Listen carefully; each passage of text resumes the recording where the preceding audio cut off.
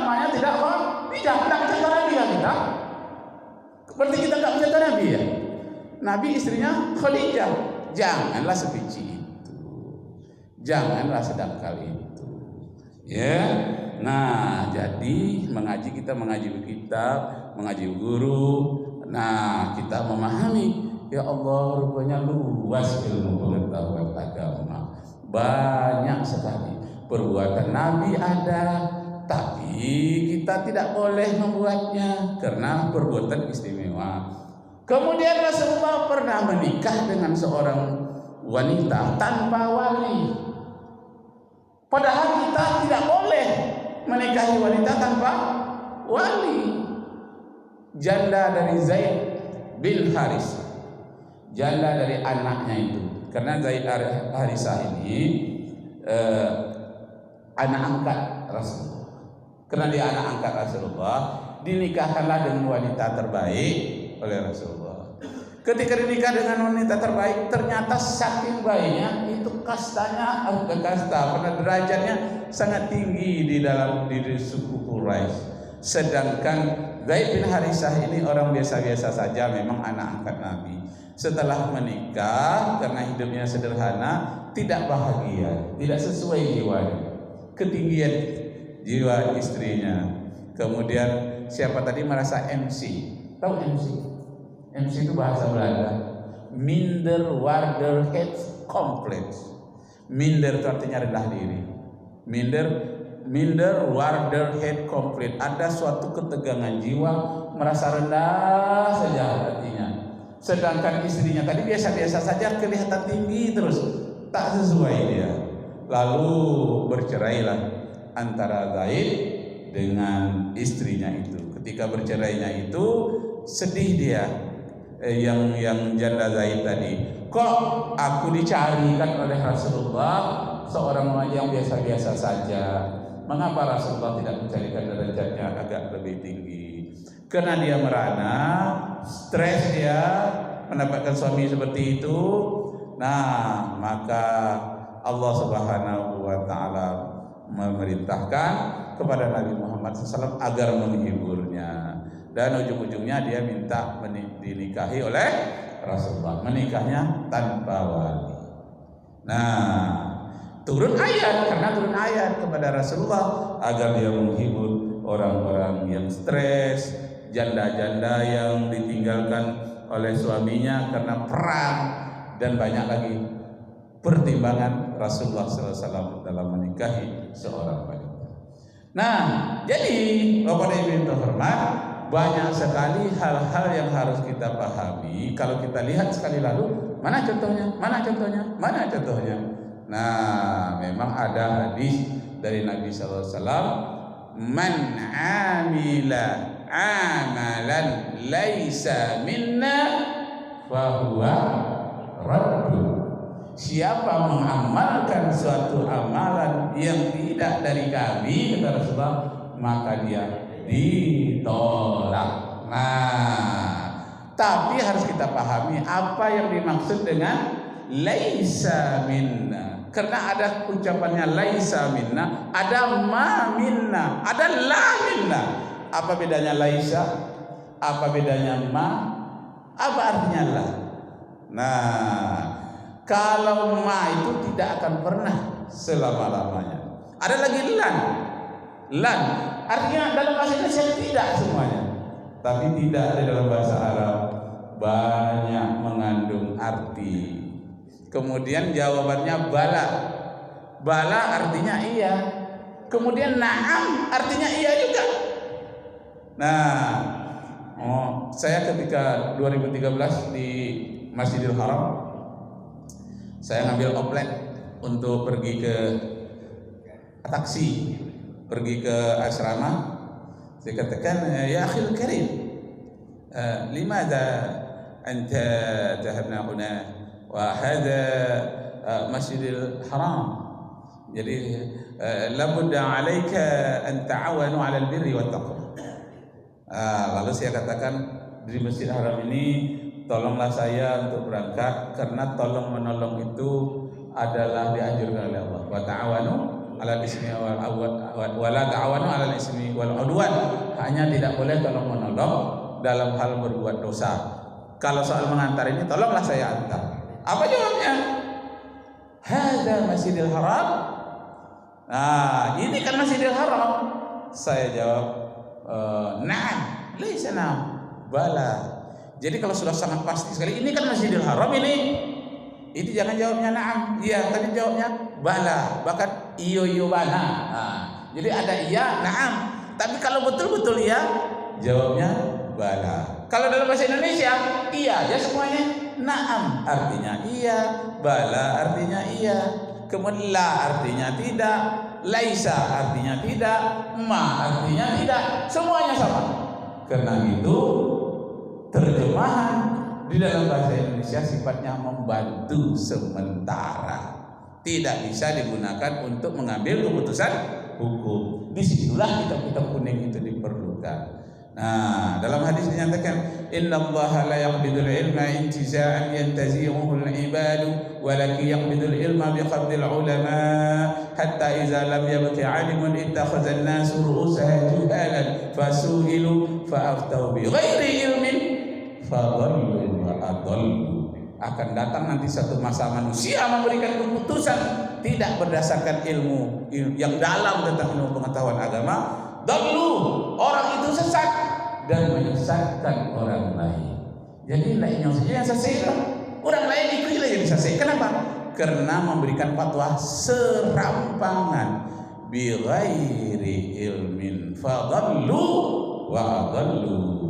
Kalau menteri agama yang sesat, bukan dia saja yang sesat, orang-orang lain ikut sesat. Masya Allah, tahun ini tidak naik haji orang Indonesia. Nah, fatwa siapa ini? Arab Saudi mengatakan kami welcome terus untuk naik haji, tapi Indonesia katanya yang menahan, mereka tidak mau memutuskan tidak untuk naik haji. Ya Allah, besarnya dosa orang yang memutuskan kalau putusan itu tidak benar. Seluruh Indonesia berapa banyak tuh di stop untuk naik haji. Kalau fatwanya tidak benar, masya Allah, tanggungkanlah dosa. Orang sudah menyicil untuk naik haji itu bertahun-tahun, ada yang menjual daun, ada yang menjual sayur, dapat 5.000 tabung. Nah, sudah tertabung mau berangkat, di stop pula gara-gara fatwa yang tidak benar misalnya. Tapi kita tidak tahu ya apa yang terjadi. Masya Allah, karena itu hati-hati kita dalam berfatwa, banyak pertimbangan, kedalaman ilmunya harus tinggi, tidak bisa sembarangan. Nah, jadi pada ibu hormat, orang yang melakukan perbuatan yang tak dicontohkan oleh Nabi, itu nama perbuatannya itu bid'ah. Bid'ah itu terbagi 5. Bid'ah itu terbagi 5, macam-macam hukumnya. Macam ada bid'ah wajib, ada bid'ah yang hukumnya sunnah, ada hukumnya yang mubah, ada hukumnya yang makruh, ada hukumnya yang haram. Bid'ah yang haram disebut bid'ah dhalalah, bid'ah yang sesat. Bid'ah yang wajib namanya bid'ah hasanah. Imam Syafi'i membagi bid'ah itu 2. Pertama nama di dalam kitab Al-Um. Wah, 2 ini besar ya. Dalam kitab Al-Um dikatakan bid'ah itu terbagi 2. Yang pertama bid'ah mazmumah, bid'ah yang tercela. Yang kedua bid'ah mahmudah, bid'ah yang terpuji. Jadi khutbah Jumat tadi itu pakai bahasa Indonesia, itu bid'ah yang terpuji, mahmudah. Yang korban kita tadi itu pakai sapi, tidak pakai unta, itu namanya bid'ah yang mahmudah, yang terpuji. Jadi makanya ada yang mazmumah, ada yang mahmudah. Nah, jadi kalau nangguin nama anak, jangan mazmumah, ya, buatlah mahmudah. Ada nama cucu kita, mahmudah, belum? Anak kita, pakailah nama mahmudah, perbuatan yang terpuji. Jangan mazmumah yang yang tercela. Duribat alaihimul dhillatu aynama thuqifu illa bihablin minallah wa hablin minan nas. Kamu akan ditimpakan malapetaka oleh Allah kecuali hubunganmu yang baik dengan Allah dan hubungan yang baik dengan sesama manusia. Jadi bid'ah itu ada yang wajib, contohnya apa? Khutbah Jumat itu wajib itu. Kemudian bid'ah yang wajib itu apa? Fitrah memakai beras. Pernah dicontohkan oleh Nabi bayar zakat pakai beras? Enggak ada, yang ada cuma di Indonesia. Tak pernah dicontohkan oleh Nabi. Itu namanya bid'ah yang wajib. Jadi kalau ada orang tanya, "Ustaz, ada lah bid'ah yang wajib?" Aduh, tapi yang menetapkan wajib itu jangan orang awam, harus ulama. Nah, apa dia bid'ah yang wajib? Yang pertama, khutbah memakai bahasa Indonesia, khutbah Jumat. Yang kedua, bayar zakat fitrah memakai beras. Masa kita di Indonesia bayar zakat pakai kurma? Enggak cocok. Masa pula orang di Arab bayar zakat fitrah memakai beras? Enggak cocok. Terpaksa ditakwil namanya. Nah, faqih fiddin. Jadi ilmu takwil ini bukan ilmu sembarangan. Hanya ilmu orang-orang yang alim, yang paham tentang agama, orang yang taat dan orang yang tak pernah ceroboh di dalam fatwa. Kalau orang ceroboh itu yang saya sebut tadi namanya liberal.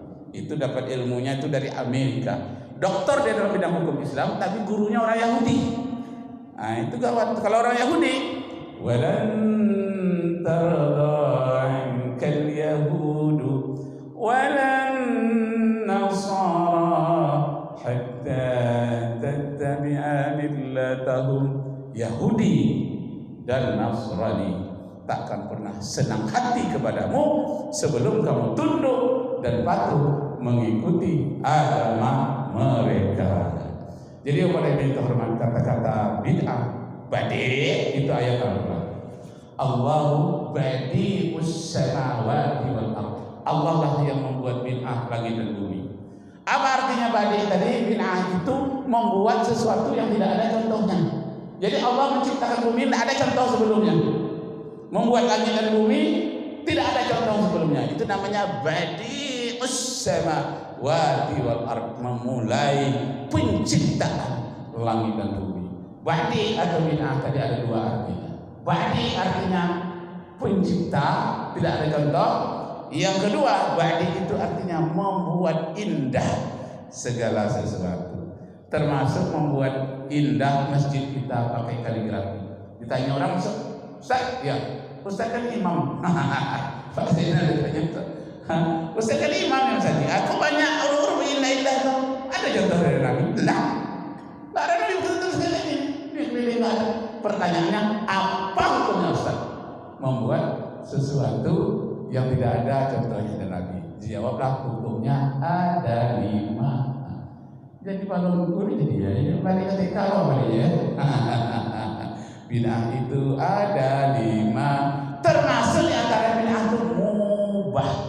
Mubah itu boleh dilakukan, boleh tidak. Nah, membuat kaligrafi di masjid-masjid ini itu bid'ah yang mubah. Boleh pakai hiasan, boleh boros. Sangat sah. Ada lukisan sangat tetap. Karena itu hukumnya mubah, boleh dilakukan, boleh tidak. Mubah itu banyak sekali dalam kehidupan yang dilakukan. Rasulullah dalam hadis mengatakan, antum a'lamu bi umuri dunyakum. Kamulah tahu, yang lebih tahu tentang kehidupan dunia. Ada pertanyaan, Bu? Lah habis waktu gitu. Itu dia. Ini ada satu. Sorry ya. Apa dia? Masalah jenggot. Itu bagus. Yang Rasulullah sendiri kan berjenggot. Sekarang kita kan ada tidak berjenggot. Itu termasuk bid'ahnya bagaimana? Rasulullah berjenggot ya, dipelihara yang baik. Awal enggak. Kok tidak mencontoh Nabi ya? Berarti kita melakukan bid'ah yang bagaimana? Itu namanya bid'ah yang mubah. ubah. Bagi yang pakai jenggot yang rancak jenggotnya dirapikan. Bagi yang memang tidak punya jenggot, ya terimalah itu satu karunia dari Allah. Jangan disesali. Jangan dicari pula ubek untuk menumbuh jenggot itu. Nah, kalau saya memang tak tumbuh dia, ada tumbuh selembar keriting pula, warnanya putih pula, jadi tidak indah. Sedangkan Allah itu sangat indah. Innallaha jamilun. Allah itu sangat indah. Wa yuhibbul jamal, dan mencintai keindahan. Jadi ukuran jenggot itu menurut Bilbas dan menurut Ibnu Taimiyah segenggam. Jangan lebih dari segenggam. Tuh orang ada yang sampai ke pusing. Jangan lebih dari segenggam, karena itu tidak lagi indah.